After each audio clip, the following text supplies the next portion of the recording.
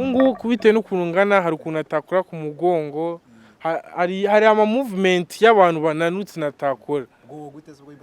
Ngewe nk'ibiro bingahe ushobora kuba wumva nyine maximum y'ibiro birebire ushobora kuba bati ibi ntabiterura? maximum ku gatuza ngeze ku biro 150 agatuza. Kigali Updates TV, your all day news.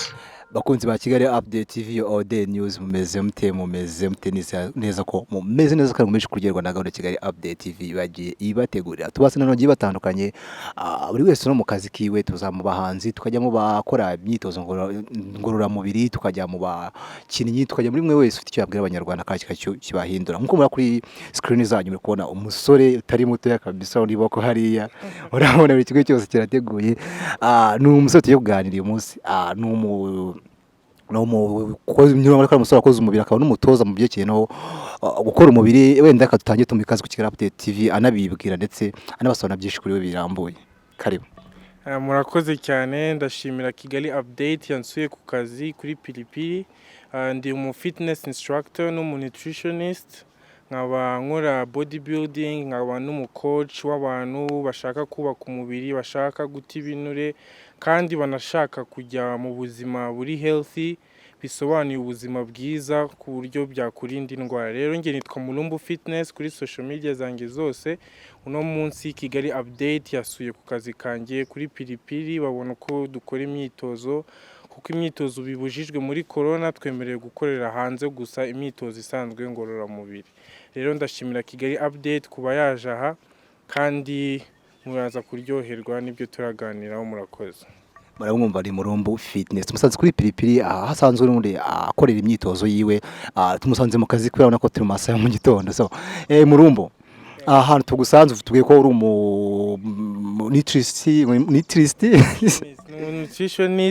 nutritionist bisobanuye umuntu kuko iyo ukora sport uba ukeneye gufasha umuntu mu mirire arya, ntabwo upfa kurya buri kintu cyose.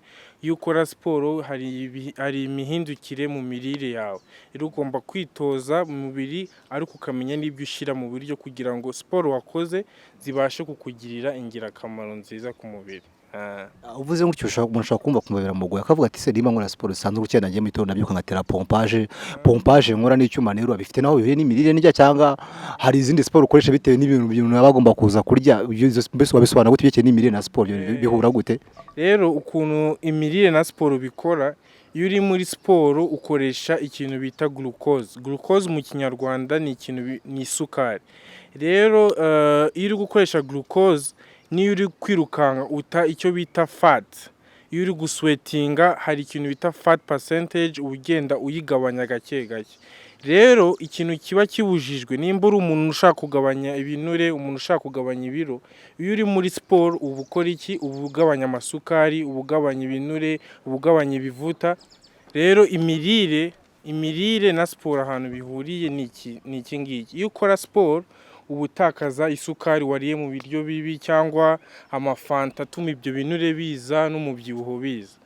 Rero iyo umubyibuho ibyo uri gukora siporo uri kubigabanya. Impamvu umu coach yifata akaguha icyo bita diet plan ni ikintu muri nutrition kisobanura mu kinyarwanda imipangire y'imirire.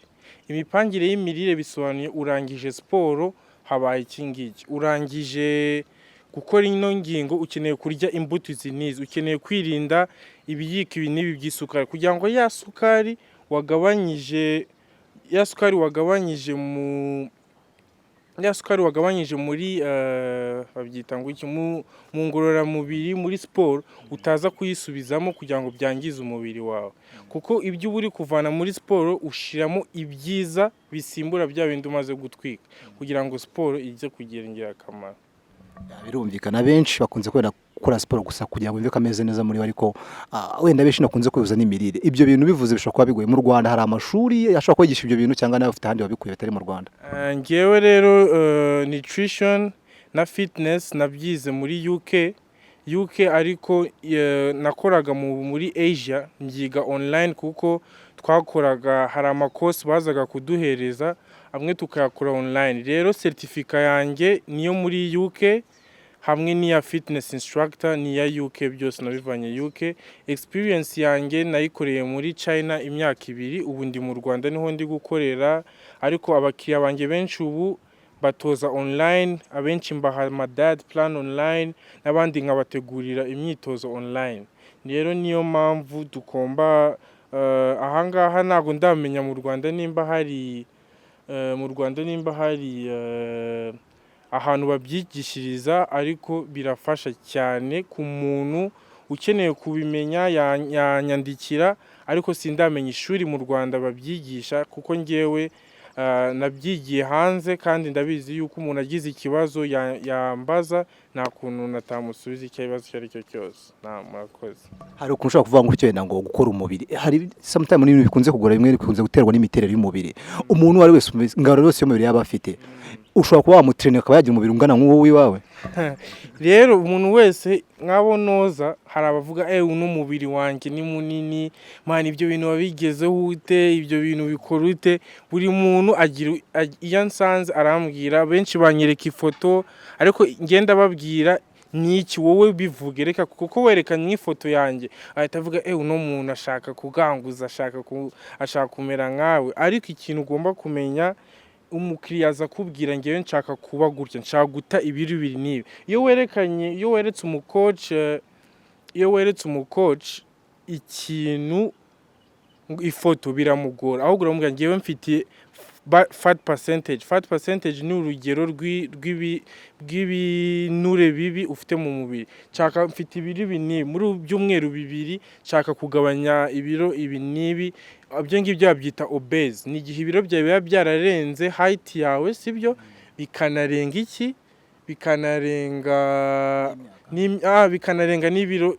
n'ibiro byawe. Urumva iyo uri obese,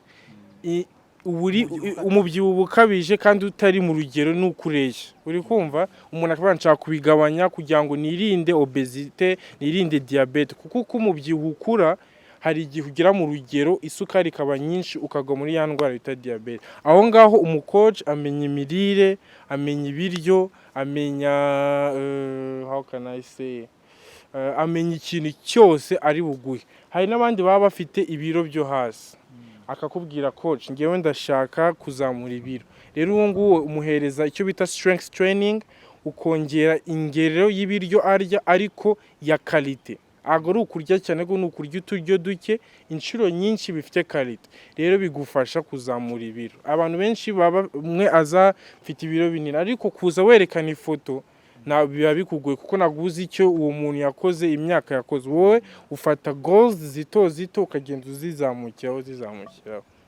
Ako niba atari nk'ibanga utangira kujya guterwa cyangwa se gukora izo siporo, wowe ukigero ufite ibiro bingahe, umubiri wawe bangana gute ugereranyije kuri icyo gihangana? Natangiye, wenda nzaguha ifoto, natangiye mfite ibiro 54, ubu mfite ibiro 94.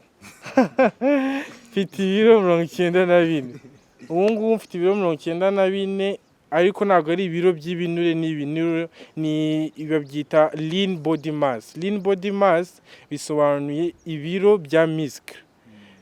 Hari body weight ushiramo amagufa byose hamwe, ubu ni nk'ibiro 96 gutyo. Hakaba n'icyo bita body fat ni igihe usanga umuntu afite ibi bintu, umubiri mwiza, ariko adafite agaragara nk'ubyibushye. Ibyo ngibyo rero si byiza. Kugira ngo umubiri wawe ugaragare neza, uzamura ibiro by'amaso yawe, ukagabanura percentage y'ibinure mu mubiri wawe, nibwo umuntu akubona akabona yuko wakoze siporo. Ese ubwo ibyo biro byawe ufite biguhaye cyangwa cyashaka kongera? Iyo ukora siporo rero uba ushaka kugenda wongera ugabanuka, ariko ubu ngubu kuko sama yengereye kugera, nshaka kugumisha ahangaha sinzamuke cyane, nkaguma kuri maintenance, natamanuka natazamuka. Ariko iyo ngiye mu marushanwa mu Bushinwa, hari ibiro baba badusaba kugeraho kugira ngo twinjiye muri ayo marushanwa. Hari ukuntu tuba tugomba kugaragara kugira ngo ibintu bibe neza cyane. Rero niko bimeze. Uvuze amarushanwa, wenda hari ukuntu bisa nk'abigoyemo ibintu ukora, yaba ari nka shampiyona ku buryo mugira competition yabyo cyangwa? Ntabwo mu Rwanda birahaza, turi abanyarwanda nka 3 bamaze kubikora, ariko twese twabikoreye mu mahanga, umwe yabikoreye muri Australia, undi ni muri Amerika, njye ni mu Bushinwa na Philippines. Rero ni amarushanwa, turahembwa, ni ukwerekana umubiri, ugakompeta n'abanyamahanga, biba bigusaba kuba usa neza. Mu Rwanda wenda mu myaka iri imbere bizaza, ariko ikintu nakwizeza nuko ibyo ngibyo nyine biduha igihe cyo kwitegura. Nk'ubu nshobora kugira amarushanwa mu kwa 12, nanjye mba mfite umukoci wanjye wabyo ugomba kumbwira igihe cyageze gutyo na gutyo. Bivuze ngo kumunga amarushanwa kwerekana imibiri, ikintu ushobora gusanga bigoranye muri competition, tuzi ko ari uguhangana sometime, nubwo mwiye kwerekana imibiri muhangana gute n'imibiri yanyu icyo gihe. Ukuntu duhangana n'imibiri yacu, bafata abantu nibura 12 bakareba uyu afite agatuza keza, uyu afite abdomino nziza, hari ibintu baba barashizeho ku buryo umuntu ugaragara neza, aho nibwo tuvanamo ama sponsorship. Nago ni bayita bodybuilding, nago ni modeling. Bodybuilding ni imikino y'imbaraga ifite kategori, hari abafata ibiro binini bakabiterura, hari abaterura amamodoka, hari abagaragaza biceps nini. Hoya umuntu bafata amamodoka kandi baba bafite ibiro kubera yuko barabyitoza ukuntu babikora, bakitoza ibintu byose ukuntu bigenda. Rero niyo mpamvu. Ubwo uheruka wateruye iki? Ubwo uheruka wateruye iki? Ngewe ntabwo nagiye mu byo guterura, nagiye muri ibyo ngibyo by'ingororamubiri, ama competition ya push up, guterura ibyuma biremereye hamwe no kwerekana umubiri, kuko ntabwo nigeze njya mu guterura amamodoka, ntabwo ndagira ibyo biro. Ukurikije nakuntu watangiye ibi bintu ubibona uje kubikora mu Rwanda, ubona abanyarwanda muri rusange cyangwa bitewe n'abantu ugenda wakira cyangwa se n'abakuvugisha, ubona babyakira gute, ubona babivuga iki? Mu Rwanda ikintu kimaze kuba cyiza bitewe n'ukuntu iterambere riri kuza mu Rwanda, abantu bamaze guha agaciro siporo. Nka guverinoma y'u Rwanda imaze gushiraho car free day, urayizi ko twese tuyijyamo, itegura ama marathon nk'ingiza mu kwa 6. Urumva mu Rwanda bari gupromotinga fitness, kuko u Rwanda rutera imbere, abantu bari kumenya fitness, kandi uramenye ko indwara ziri kuza, indwara zose zije, WHO, Minisante bose badushishikariza gukora siporo. Rero ikintu mu Rwanda bari kuzamuka siporo, bari kuyimenya, niyo mpamvu bamwe bifata bakishyura umukoci kugira ngo ababere umukoci wa famiye, umukoci w'abana babo, kugira ngo abana bakurane spirit of sport, kuko bitewe na siporo ntabwo ari ukubaka umubiri gusa, bifasha abana mu bitekerereze, kuba organized, kuba discipline, kuko siporo ifasha buri muntu wese muri rusange. Atugendeye kuri siporo, wenda akenshi umwana akunze gukura afite inzozi. We mu bwana bwa ugeze wumva ko uzigera akora ibintu nk'ibi ngabyo uzakora cyangwa n'ibintu byaje ko ari uwabibonye ukumva ushatse kumwigana? Wangewe rero natangiye ndeba mu mafoto y'abantu, ariko kubera siporo nakinaga umupira mbere nza kubireka, kubera nyitangira guterura icyuma, kwa kundi wireba ukabona ushaka guhinduka, nkikijya mu cyuma bakavuga se wowe uzabishobora. Bamwe na bamwe bakambuza, bakambwira ngo we ntabwo uragize imyaka yo guterura nkikiri umwana, ariko kuko nari mbifite mu rukundo, nangira guterura nkikiri umwana, bambaza abantu, bambona gutyo genda nzamuka. Ariko uko ngenda mbikora, ikintu nabikundiye byamfashije mu buzima bwose, muri business, muri discipline yanjye, muri mental yanjye, mu bintu byose. Ariko wenda ubundi iyo tuvuze ko nafite umubiri kenshi tukunze kuvuga amabonsa. Ase abantu bose bitwa ko ari amabonsa, bose barize ibintu ngibi cyane, nanjye nshobora kuba nakwiterera nkabibyimba kuri nanjye, nshobora gushaka ngo batraininga muri ubwo buryo bwanjye. Abantu benshi kuba umubonsa no kuba umutrainer biratandukanye. Iyo uri bouncer, ababonsa ni terme y'abantu bakora akazi k'ubu bodyguard. Ushobora kuba umu personal bodyguard w'abahanzi, ushobora kuba umu personal bodyguard wa club, ushobora kuba umukira ashobora kugufata akubwira ngo mfite ahantu hari riske, nyeneye umuntu ndinda kuko ntago nizeye abantu bariyo. Ariko umu personal trainer ni umuntu byiga n'ahantu ugiye gukoresha, abakiriya babizi, bagusaba icyo bita certificate y'ibintu byose ukora, bakakubaza okay, wowe what do you do, wowe where did you study, kuko bigufasha kumenya umukiriya, kandi n'umukiriya iyo agenda abona icyo bita result, avuga umukoci tumanye ibyumweru 2 agize na ibiro bitatu na ibiro bine, aho ngaho rero nibyo bigufasha cyane. ariko wenda nyine dukurikije ibintu wadusobanuriye byose ko bigendana n'imirire siporo, kuri urwo ruhande hariho abandi bantu mva bashobora kuba bahezwa inyuma muri siporo, cyane cyane abantu badafite amikoro ko babona ibyo kurya byose mushobora kuba bategeka nk'abo ngabo bo tuvuye ko bahejwe muri serivisi mutanga cyangwa mufite nabo ibijyanye n'ubushobozi bwabo nabo babasha kurya. Abo ngabo rero nk'umuntu ukunda siporo adafite wenda ubushobozi bwo kurya, ubushobozi arya gake, uwo nguwo akora icyo bita maintenance training. Uwo nguwo akora ama jogging, agakora ama push up, agakora izo bazita basic exercise.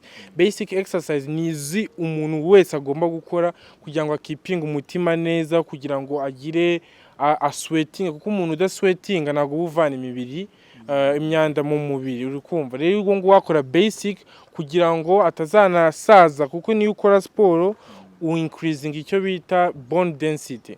Iyo increasing bone density rero ikintu kiba increasing bone density bigufasha mu gusaziro bwawe kudacumbagira, kudakora iki, kutarwara imigongo, kuko iyo building icyo bita bone density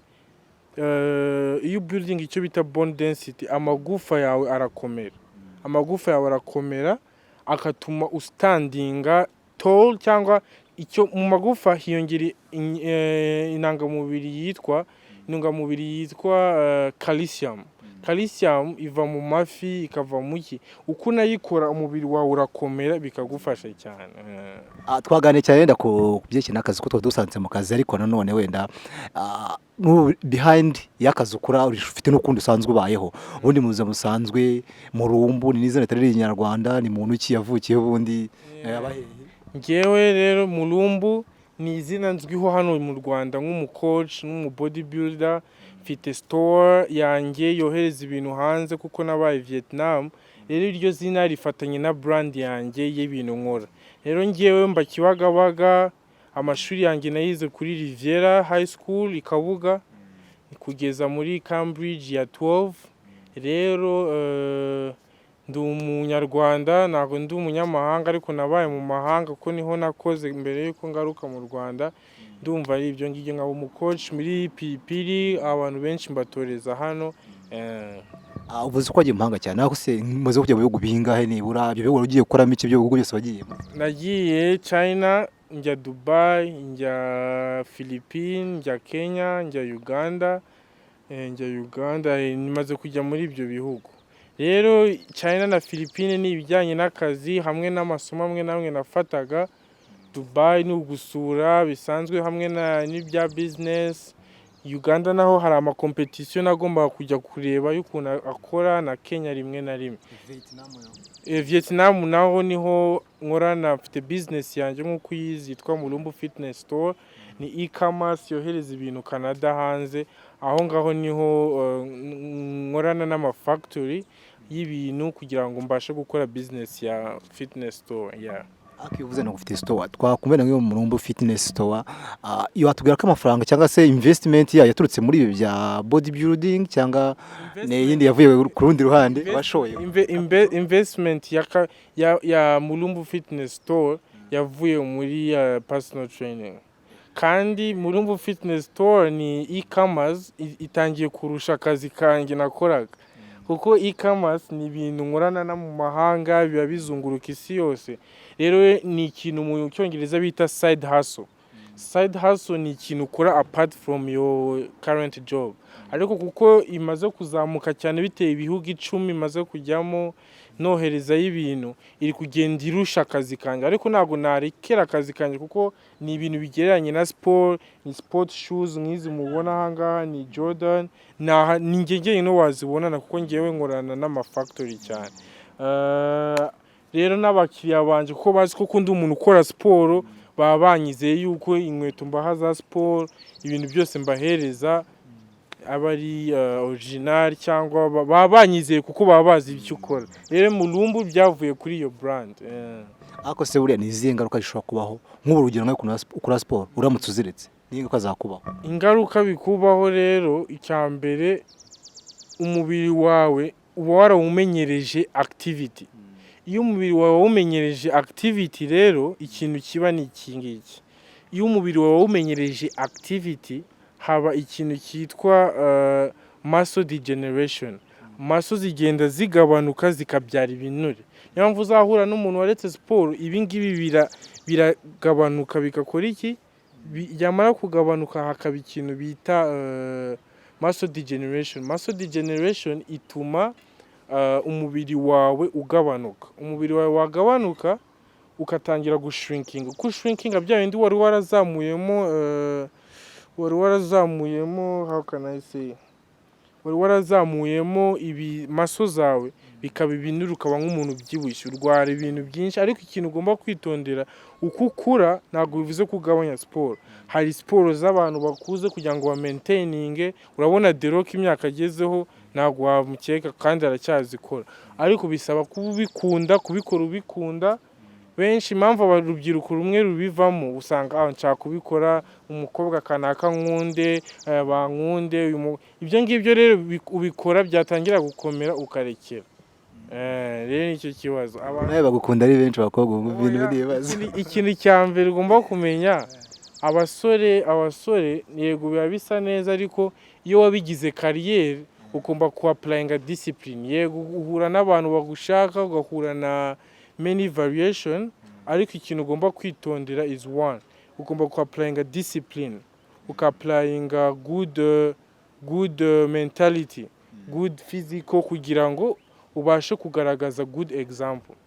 Iyo ugaragaza good example muri training ukora, utanga good example, bigufasha two things. Abakiriya bawe barakwizera, ikindi uba recommended, uba recommend, bakubwira mu coach, uriya mu coach. Ariko kuko ibi bintu byacu dukorana n'abantu b'abayobozi, dukorana n'abantu bakomeye cyane, rero ugomba gufata discipline ikomeye. Hari igihe baguha ibiraka, ugatoza staff members za company, rero ugomba kugira imyitwarire ituma ukomeza akazi kawe neza. Wenda tugaruke ubundi Mulumbu, hobbies zawe ni izihe, cyangwa se hobbies sinzi ku cyane babyita, ariko hobbies zawe ni izihe? Hobbies zanjye ni training, gusoma. Nkunda gusoma cyane ibintu bigeranye n'akazi na business, no gusohoka rimwe na rimwe. Aha Pilipili niho mba ndi kenshi ku kazi, murahabona ni restaurant nziza iri mu za mbere mu Rwanda. Rero ni ibyo ngibyo ngewe nkibera no mu rugo, nkakunda no gukora ama charity. Hari ahantu njya gufasha rimwe na rimwe na bagenzi banjye. Nabona akanya nka traveling sometimes. Sometimes. Ni iki none wabwira abantu b'urubyiruko cyangwa se abandi bantu bagifata siporo nk'aho ari ibintu mbese byo kurengwa, cyangwa se byo kugira ngo bimeze nk'abakobwa sometimes niko bakunda kubyita? Ni iki wababwira? Ikintu cya mbere ugomba kumenya nk'umusore, kuba umusore ni nka makiyaje y'abahungu.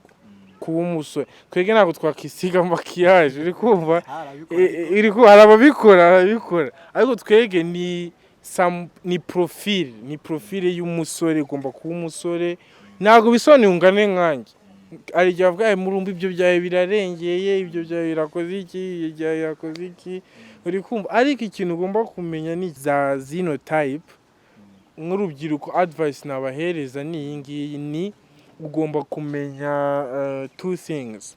Ugomba kumenya yuko umubiri wawe ukeneye siporo. Ntabwo bivuze guterura, ntabwo nibura mu gitondo kora push up, kora abdomino, kora ikintu gituma bikuzamura muri mood, bigusha muri mood y'umunsi. Kuko siporo ntabwo ari kuganguza gusa, bifasha ibinure byo mu mubiri, bigagufasha icyo bita hormones, imisemburo. Hari imisemburo igufasha gutekereza, iba mu gice cy'ubwonko cyitwa cortisol. Hari amadopamine. Cortisol nayo igufasha kwibuka. Abantu bibagirwa cyane siporo.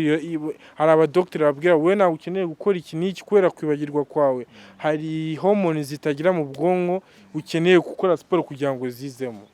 Ni advice nabahereza. Siporo ni ingirakamaro kuri buri muntu wese, urubyiruko, abana bato. Niyo mpamvu ubona mu mashuri bose bashishikarije siporo, haba hari impamvu bashyiramo siporo. Niyo mpamvu ubona mu basaza haba rehab, bakakora utuntu dusanzwe. Ukabona minister wa health, minister of sport, minister Kagame nawe akasapotinga nyakubahwa Kagame, akadufasha gusapotinga urubyiruko muri siporo. Nyakubahwa Kagame akatwubakira ibibuga byiza. akadufasha ikintu cyose cyatuma abantu bajya muri siporo, akadukorera ka free day. Rero nyakubahwa Kagame nawe turamwubaha kandi turamurespectinga bitewe n'uko ashiramo uruhare mu gukora iki, mu kuzamura fitness, everything in Rwanda kugira ngo abantu bakomeze kuba healthy bakabaho better life. Yes. ariko bagikunda kuba bakora nayo koze siporo cyane ukarengera ngo hari ibintu bimwe utakibasha kwikora ngo rimwe nka control mu biro utagikora nawe hari control ushaka kutakwera ku mubiri wawe bitewe n'ingano yawe. Ubu ngubu bitewe n'ukuntu ngana hari ukuntu atakora ku mugongo, hari ama movement y'abantu bananutse natakora. Ngewe mfite ga yanjye, ntabwo ari ba bantu bikora ahantu hose, ariko ngewe ukuntu umeze amazi akimenaho cyangwa ugakora uko ubikora, ariko ngewe ari ukuntu bikora ukigira tu ukabona uko wihanagura byose ukabikora. Wagira ngo gutya ngibi ukahuza nko nyuma. Ubu ntabwo nshobora guhuza inkono. Wagira gutya se? Ibyo nabikora nawe. Yahuza neza turebe. Ikumva rero uragerageza wowe ugakora ibyo ushobora, kuko ngewe ndi muri kategori ya bodybuilding. Iyo ngiye mu marushanwa hari ibiro runaka mba ngomba kugezaho, hari ukuntu runaka mba ngomba kumera. Agomba kora byo ushaka bifite ingaruka zitari nziza ruse. Ari ingaruka iyi ngiyi bayita flexibility. Nyikoze ngakora yoga nyinshi ama joint aba mazima. Iyo rero hari igihe mba nkeneye nka flexibility, mfite umuntu inshuti yanjye wize yoga ni bitandukanye n'ibi byacu, ukora gutya ku buryo nibi ngibi uri kubona nadakora mpita mbikora. Unasuretse bibiri uri ikindi cya gatatu buri tubikora ni nk'ikibe. Undi batabiza bimenye abantu bafite umubiri birusha kwa byagura kubikora. Ikindi cyagura buntu bwanguze gukora, ngewe nshobora gusprintinga nkiruka cyane. Nshobora gusprintinga 100 metre tugasiganwa, ariko abantu biruka cyane ahantu harehare biba bigoye, nka marato birakugora. Ariko ushaka kubona umutipe ngo uraganguje ngo ntabwo uzi kwiruka, mwasiganwa sprint 100 metre akagusiga. Nicyo kintu abantu batazi kubatiza imana. Ushaka kumubona aganguje ariko mwakiruka akagusiga. Ariko ikintu ugomba kumenya rero ni one thing is you have to know ko balance, ukamenya kwiruka ugakora ama stretching kugira ngo utaba nk'irobo. Rero iyo kugira ngo utaba nk'irobo, flexibility ibintu byose urabikora ukaba fresh. None se ikindi kintu nshobora kuba nakwibaza, wenda mu byinshi no gutera ko siporo ukora muri harimo no gutera nyine biri heavyweight nk'ibiro binga ushobora kuba wumva nyine maximum y'ibiro birebire ushobora kuba bati ibi nabitero. Maximum ku gatuza ngeze ku biro 150 agatuza. Ije ku gatuza niho ngeze. Nahereye ku biro 60 nibyo byari ubu muri 2018 ku gatuza nkora 150. Ku kaboko nako gakeneye ibiro byinshi, amaguru naho nkora 100 cyangwa 110. Ushobora gufata umufuka wenda umufuka w'ibishyimbo ukawitorezaho ukajya uwuza mu rugo. Umufuka w'ibishyimbo wawitorezaho, ariko kubera balance aba atari nziza ntabwo aba ari sawa. Ariko icyuma ku gatuza ngeze ku biro 150. Ku kaboko hano ukora ibiro hano 50 nibura 25 kazamuka. Muri nda nyine buri kazi kose kakunda kugira wenda akunda kugira ibyiza n'ibibi. Rimwe na rimwe muri ibintu bya bodybuilding, ibintu bya fitness ni nk'izihe mbogamizi mukunda guhura nazo zikaba nyine ukora ko ziguchallenge in some time. Akazi kose kagira challenge, akazi kose kagira difficulty, ariko mu kazi kacu bigusaba guhora uri fit. Ntago wajya gutoza umuntu ufite inda kandi ashaka nayo kugabanya inda, waba uri umucoach se? Ntago wajya gutoza umuntu ushaka kuzana maso nawe izawe nazo ufite nazo ugaragaza, kuko kugira knowledge na application ni ikintu ugomba kumenya. Nimba mfite knowledge ndayigupasa gute? If I have knowledge ndayerekana gute irakugaragara. Fitness ugomba kukugaragaraho ku mubiri no mu bwonko mu gihe usobanurira abantu. Ikindi cya nyuma ugomba imbogamizi duhura nazo iri gucoaching umuntu utari serious. Uwo muntu utari seri akwicira akazi kubera iki? Agufata igihe kirekire kandi akakuca intege. Niyo mpamvu mu kazi k'umutrainer ugomba kugira icyo bita motivation heart. Ugomba kumotivatinga abantu ukoresha, ugomba kumotivatinga abantu nabyita gute, abantu ukoresha, ugomba kumotivating, ukamwigisha communication skills, kumenya uko yitwara ku mucena, ukamenya ibyo akeneye gukora, ibyo bita workout plan. Icyanyuma rero cy'imbogamizi yindi gitubaho, uba ukeneye nawe kugira ikintu bita kumenya management y'umuklayent. Management y'umuklayent ugomba kuhagerera igihe. Ikindi kintu ugomba kumenya, ushaka kugira abaklayent 5 cyangwa 4 ku munsi, umutrainer nta masaha agira yo gukora. Ntabwo ari imbogamizi, ariko niko kazi kacu. Nshobora gukora mu gitondo, nagira mu rugo nkaba mfite undi mukiriya nkora Skype, narangiza gukora Skype nkakora iki, nkagenda nimugura gutoza undi. Rero ugomba kugira ikintu bita sacrifice. Nimba umukiriya yakwizeye, hagerera igihe, hakorere amasaha y'igihe umuntu amufashe abe healthy, nta kindi. Wenda uvuze ngo cyo ari ikintu tubwiye cyo ku motivating abantu bakoresha, bise bituma ngaruka ku kindi kintu. Ni ihe sa ndi hagati y'ibintu bya fitness bikeye na motivation speakers, cause nkunda kubona abantu benshi cyane abantu bafite imibiri nk'iyo yanyu, cyase n'abandi bafite yisumbuyeho, ari abantu konze kunyine bimwe dukunda kubona baspeak. Ibyo bintu naho ni ihe sa ni hagati y'ibyo bintu byombi. Umuntu wakoze sport aba yaraciye muri byinshi kugira ngo abe gutya. Rero bimubuilding icyo bita mental toughness, akugira inama bitewe na experience yaciye. Mubona ba Dero, kubona abandi. Rero n'umuntu ari kugira inama ahita aba motivated. Ubona umuntu aganguje, ukabona umuntu ari fit, n'umuntu uri kubyumva agira motivation. Niyo ubona muri aya motivation video bashiramo what they call fitness videos. Bari guterura kugira ngo n'umuntu uri kumva ya majwi abirelating n'ubuzima bwe bwose. Ngiye mbona impamvu biri related, n'ukubera yuko fitness ugomba gukenera motivation first, discipline, sacrifice. Ibyo ni ibintu bitatu uba ukeneye kugira ngo motivation igufasha iki gutangira, consistency ikagufasha iki gukomeza, discipline igufasha iki kumenya nimba coach yaguhaye no mirire, coach yaguhaye ibingibi, bikore gutya. Uri kumva ni gutyo bigomba kumera. Ese wenda nk'izindi sport wenda mu gihugu cy'u Rwanda abakunze kutaka cyane cyane infrastructure.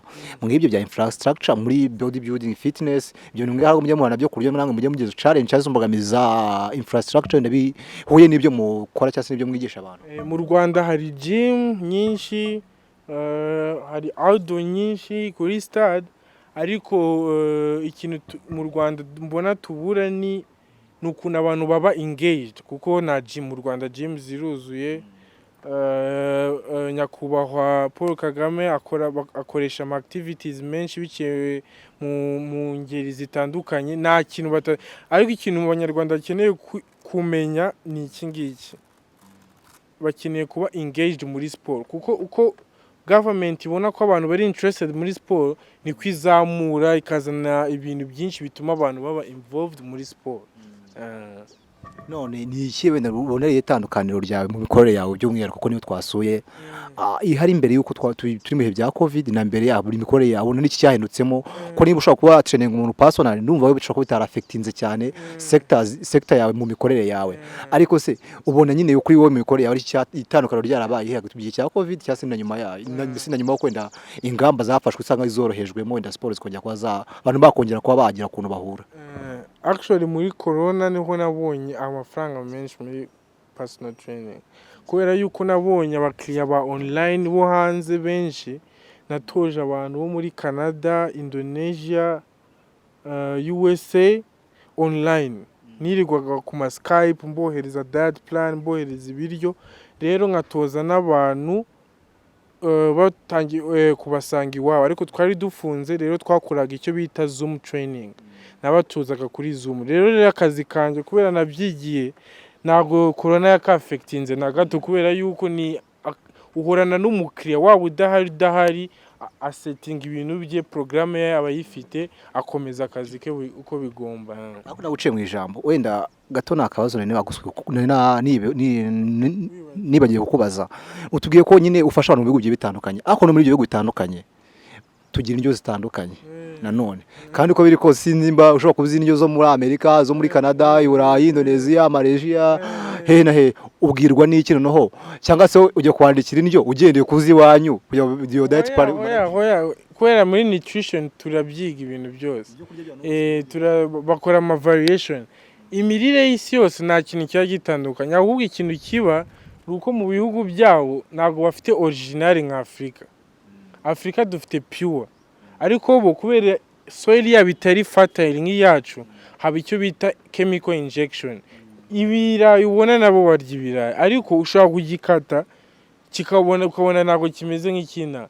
Ushobora kubona akaguru k'inkoko ko muri mu Bushinwa ukabona n'akaguru k'inkoko original ya hano ukabona biratandukanye, kubera yuko bacomekamo icyo bita ama chemicals kugira ngo ibintu habe icyo bita fast production. Baba bafite isoko ryinshi, rero ibintu bigenze gahoro bahomba. Ariko imirire ni ahantu itandukanye keretse ama special dishes, ibyo babyita special dishes. Ugiye restaurant bakavuga nk'iki gihugu nka China hari icyo bita Niromian ni ibiryo byaho babyita gute, ni noodles ni nka spaghetti ifite beef ariko baba bafite isosi yabo. Haba n'icyo bita jirumifan, jidan chifan. Izo ngizo ni imiceri yabo yihariye ibivanze n'inkoko cyangwa imiceri ivanze n'amagi. Ni ibintu byinshi cyane. Ndumva bitoroshye. Noneho umuntu ushobora kuba yagukenera cyangwa se yakumva ikigana kumva agize amatsiko ko yakorana nawe, ashaka nyine kugira ngo nawe nyine ite ku buzima bwe yifashije Mulumbu Fitness. Noneho we uburyo bwo kukubona bworoshye ni ubuhe, ni gute mwabasha gukorana cyangwa uranahenda cyane n'ubundi? Oyanki ntago menda, icyo nshaka ku mukiriya nuko aba serious, kubera yuko tuba turi mu kazi, tuba dufite goal, tuba dufite intumbero kandi nawe abakeneye goal. Ngewe wansanga kuri Instagram nitwa mulumbu/fitness, wansanga hano kuri Pilipili ku muryango hariho nimero zanjye, wabaza coach ahari bakakurangira cyangwa ukabukinga umunsi wawe, cyangwa ukamamagara kuri 0788 255 85 76. Muri description baza kuzibona. Rero wansanga na hano kuri Pilipili dufite ground training aho abantu cyangwa